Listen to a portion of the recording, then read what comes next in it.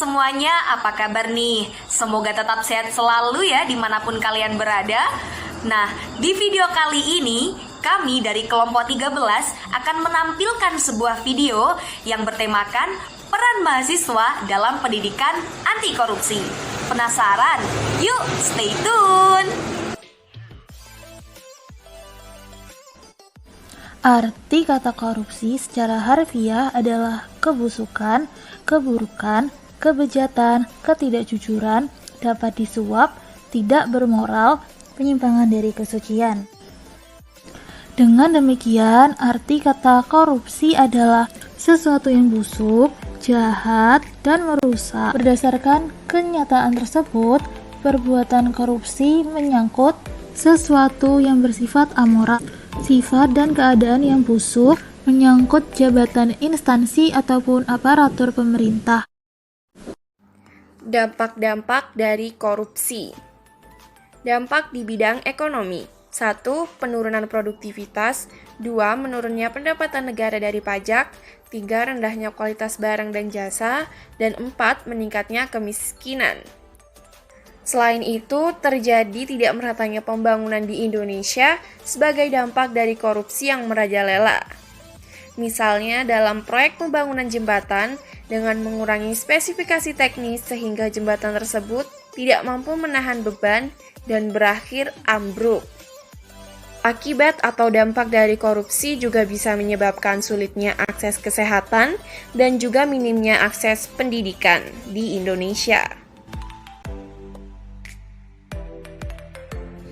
Terdapat 5 prinsip anti korupsi, yaitu yang pertama, akuntabilitas, merupakan kesesuaian antara aturan dengan pelaksanaan kerja.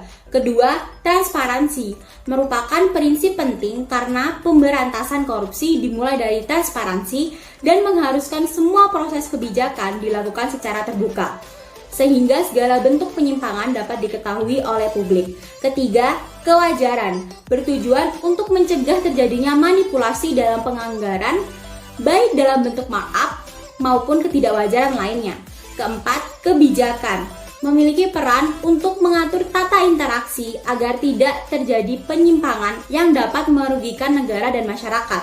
Kelima, kontrol kebijakan, merupakan upaya agar kebijakan yang dibuat lebih efektif dan mengeliminasi semua bentuk korupsi.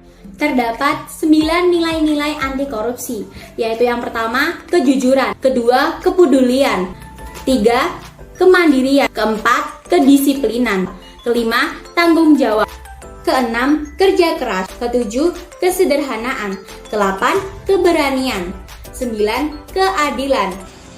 Nah, yang selanjutnya adalah pendidikan anti korupsi di perguruan tinggi serta peran mahasiswa dalam gerakan anti korupsi. Perlu diketahui bersama bahwasannya pendidikan anti korupsi adalah pendidikan yang bertujuan untuk membentuk kepribadian anti korupsi kepada diri pribadi mahasiswa serta membangun semangat tinggi dalam berkompetisi sebagai agen of change bagi kehidupan bermasyarakat dan bernegara yang bersih dan bebas dari ancaman korupsi. Adapun contoh pendidikan anti korupsi yaitu yang pertama, selalu tepat waktu. Yang kedua, patuh pada semua peraturan yang berlaku. Yang ketiga, selalu mengerjakan tugas dengan penuh rasa tanggung jawab. Yang keempat, berani mengakui kesalahan. Yang kelima, membantu orang yang sedang membutuhkan. Dan yang keenam, tidak mengonsumsi narkoba. Dan yang ketujuh adalah tidak terlalu tergantung pada orang lain.